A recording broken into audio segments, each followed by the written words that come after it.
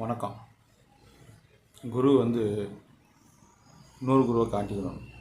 ஒரு அனுபவத்துக்கு மேலே என்ன செய்வாங்களா அவங்களுக்கு தெரியாது. அவங்க பயிற்சி தான் பண்ணிக்கிட்டு இருப்பாங்க. முத்தி நல்லா அடைஞ்சவங்க யாரையும் தேடி போக மாட்டாங்க, கூட்டமும் சேர்க்க மாட்டாங்க. சரிங்களா? அவங்க ஒதுங்கிதே தனிமரமாக தான் இருப்பாங்க. ஒரு தனிமை நிலையில் இருப்பாங்க. இடைநிலையில் எந்த நேரம் இருப்பாங்க. அவங்க கூட்டம் சேர்த்து ஒரு 100 பேர்த்து கூடி சுற்ற மாட்டாங்க.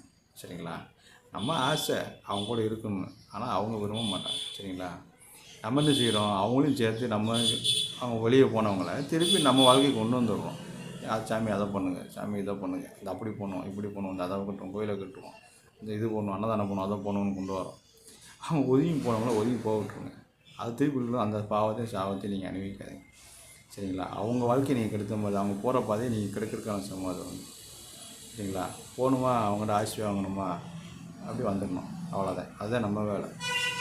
ஸோ